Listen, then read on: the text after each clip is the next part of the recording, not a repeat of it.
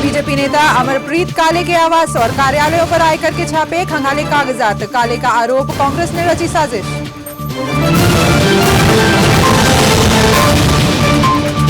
बालू पर हाईकोर्ट में फैसला सुरक्षित, जनहित याचिका पर सुनवाई में सरकार ने कहा बालू मामला जनहित का नहीं। बाबूलाल ने की मूल्य निर्धारण की मांग। झारखंड विधानसभा अध्यक्ष ने वापस ली सुरक्षा, आला अधिकारियों से बातचीत के बाद मान गए शशांक शेखर भोक्ता। डीजीपी और डीआईजी से मांगी रिपोर्ट। राज पेट्रोल पंप से लूटपाट करने वाले 2 लुटेरे चढ़े पुलिस के हत्थे, लूटे गए नकद और हथियार बरामद। गाड़ी में तेल भराने के दौरान की थी लूटपाट। और कांग्रेस नेता सुनील सहाय के खिलाफ गिरफ्तारी वारंट जारी, मेयर चुनाव में वोट से पहले नोट में है आरोप। निगरानी अदालत ने जारी किया वारंट। नमस्कार, आप देख रहे हैं भविष्य न्यूज। मैं हूं योगिता और खबरों के सिलसिले की शुरुआत करते हैं। मंत्री जयप्रकाश भाई पटेल के बॉडीगार्ड का पिस्टल और 35 कारतूस भी बरामद हो गए हैं। इससे पहले गायब हथियारों में पिस्टल और कारतूस के सिवा सारे हथियार बरामद कर लिए गए थे, लेकिन इनकी खोज जारी थी। हजारीबाग के झील इलाके से ये हथियार भी मिल गए हैं। स्पेशल ब्रांच के सिपाही नवनीत तिवारी से पूछताछ के बाद पिस्टल और कारतूस बरामद किए गए हैं। पुलिस की माने तो पूरे मामले में नवनीत की प्रमुख भूमिका है। नवनीत ने अपने कर्ज को चुकाने के लिए अपने सर्विस पिस्टल को अपने गांव के एक दोस्त को दे दिया था। पुलिस का कहना है कि मामले पर पर्दा डालने के लिए अपने साथियों के हथियार भी चुराकर झाड़ियों में फेंक दिए थे। उसने अपने बयान में मंत्री जयप्रकाश भाई पटेल का भी नाम लिया था। पुलिस ने बताया कि पूछताछ में नवनीत तिवारी टूट गया था और अपना गुनाह कबूल कर लिया। गौरतलब है कि इस मामले में मंत्री जयप्रकाश भाई पटेल पर भी उंगली उठी है। पुलिस उनसे पूछताछ कर चुकी है, जबकि विपक्ष के कई नेताओं से जयप्रकाश भाई पटेल से इस्तीफे की मांग की है। विपक्ष का आरोप है कि मंत्री के इशारे पर हथियार गायब हुए हैं।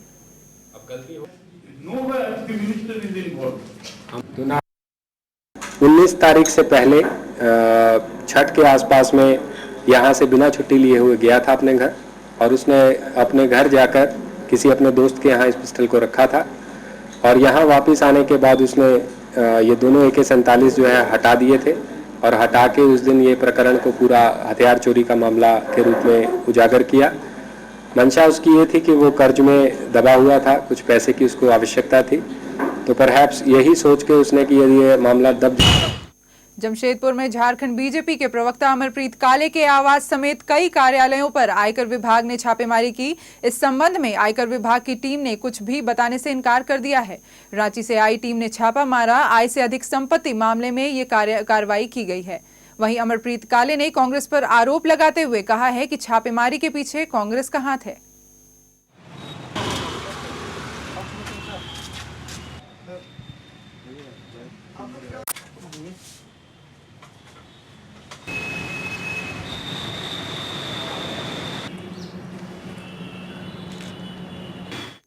बीजेपी के प्रधानमंत्री पद के उम्मीदवार नरेंद्र मोदी की रांची में आहूत विजय संकल्प रैली को सफल बनाने के लिए झारखंड बीजेपी ने कमर कस ली है। रैली को सफल बनाने के लिए अहम बैठक रांची स्थित बीजेपी के प्रदेश कार्यालय में हुई। पार्टी नेताओं ने कहा है कि घर घर जाकर लोगों को रैली में आने का न्योता दिया जाएगा। इसको लेकर 8 और 9 दिसंबर को सभी जिलों और 11 और 12 दिसंबर को मंडल स्तर पर बैठक होगी। बैठक के बाद बीजेपी के प्रदेश अध्यक्ष रविंद्र राय ने दावा किया है कि ये रैली ऐतिहासिक होगी। गौरतलब है कि मोदी की रैली 29 दिसंबर को धुर्वा स्थित मैदान में होनी है। इस ऐतिहासिक रैली को सफल करने के लिए 32,000 गांव जो झारखंड में है, उन तमाम गांवों में इस रैली के नाते हम निमंत्रण देने के लिए लोगों के पास जाएंगे। प्रोटोकॉल के उल्लंघन से नाराज झारखंड के विधानसभा अध्यक्ष शशांक शेखर भोक्ता नरम पड़ गए हैं। गृह सचिव और डीजीपी के साथ बैठक के बाद स्पीकर ने लौटाई सुरक्षा वापस ले ली है। शशांक शेखर भोक्ता ने इस मसले पर पहले गृह सचिव NN पांडे और डीजीपी राजीव कुमार से प्रोटोकॉल के संबंध में जानकारी मांगी।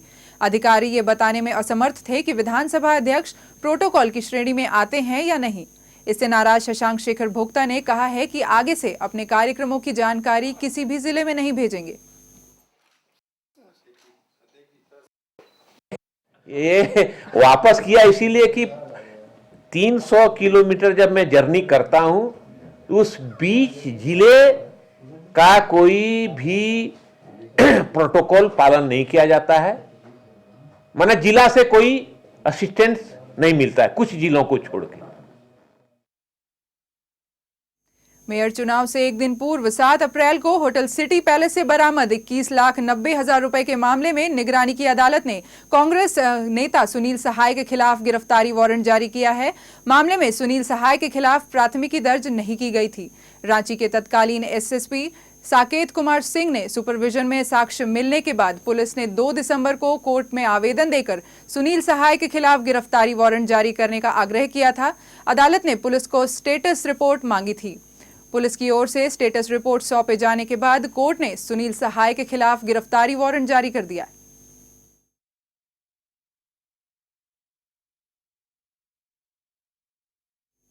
बालू घाटों की नीलामी से जुड़ी जनहित याचिका पर सुनवाई के बाद झारखंड हाई कोर्ट ने फैसला सुरक्षित रख लिया है। कोर्ट में सरकार ने अपना पक्ष रखते हुए बताया कि बालू का मामला जनहित से जुड़ा हुआ नहीं है, इसलिए इस याचिका का कोई मायने नहीं है। सरकार ने कोर्ट को जानकारी दी है कि साल 2011 में तैयार नियमावली के तहत राज्य में बालू का उठाव हो रहा है। सरकार की ओर से प्रिलिमिनरी ऑब्जेक्शंस रेज किए गए कि इस तरह का विवाद जो है वो माननीय न्यायालय में नहीं सुना जा सकता है और TIL का ये मामला नहीं है। और ये भी बताया गया न्यायालय को कि संबंधित जो नियमावली सरकार ने बनाई थी 2011 में उसी के आलोक में ही सारी कार्रवाइयाँ की जा रही हैं और कोई बाद का सर्कुलर जो कि नियमावली के विरुद्ध था उसको यदि सरकार ने रिकॉल भी कर लिया है तो इस तरह का मामला जो है वो वादी के द्वारा नहीं लाया जा सकता है। यदि ऑक्शन में किसी भी प्रकार की गड़बड़ी होती है और कोई बिडर जो है वो फेल करता है तो वो अपना संबंधित मामला अलग से न्यायालय में ला सकता है। JVM सुप्रीमो बाबूलाल मरांडी ने बालू विवाद को लेकर हेमंत सरकार की मंशा पर सवाल खड़ा किया है। उन्होंने सलाह दी है कि सरकार को बालू घाटों की नीलामी करने के बजाय इसका मूल्य निर्धारित कर देना चाहिए। वहीं विधानसभा के शीतकालीन सत्र छोटा होने पर उन्होंने कहा है कि सरकार जनता के सवालों से भागना चाहती है। सरकार के मंशा इसमें से ठीक नहीं है। लगता है कि इसके पीछे कोई बड़ी डील हुई है, ऐसा समझ में आ रहा है। नहीं तो एक बहुत मामूली सी बात है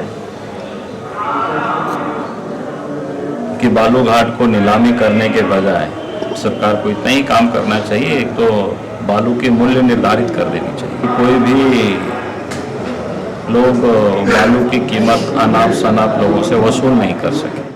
झारखंड में बालू पर बवाल थमने का नाम नहीं ले रहा है। इसी मामले को लेकर रांची में बालू ट्रक एसोसिएशन ने बैठक की, जिसमें राज्य के सभी जिले के प्रतिनिधियों ने हिस्सा लिया। ट्रक ओनर्स एसोसिएशन के अध्यक्ष उदय शंकर ओझा ने कहा है कि झारखंड सरकार अभी बालू की गर्माहट शांत नहीं करना चाहती है, लिहाजा बालू और ट्रक ओनर्स एसोसिएशन ने आंदोलन तेज करने का फैसला किया है। बालू घाटों की नीलामी को रोकने की मांग को लेकर एसोसिएशन ने 13 दिसंबर को त्राहिमाम मार्च, 19 को राज्य में जगह जगह मशाल जुलूस और 20 दिसंबर को राज्य भर में चक्का जाम करने की बात कही है।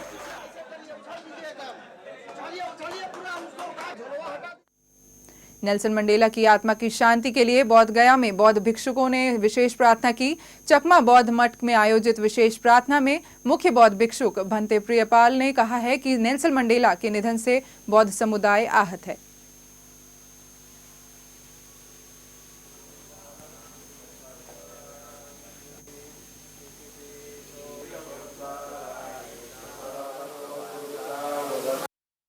Of course, the international community aware that he is suffering certain diseases, and they were very curiously watching his health condition. So his sudden death also saddened us, and due to that reason, in the Chakma temple in Bodh Gaya, we prayed for his, happiness and for his happy end of his soul, of his departed life. और bulletin में फिलहाल रुकेंगे एक छोटे से break के लिए। अन्य खबरों के साथ जल्द होंगे हाजिर।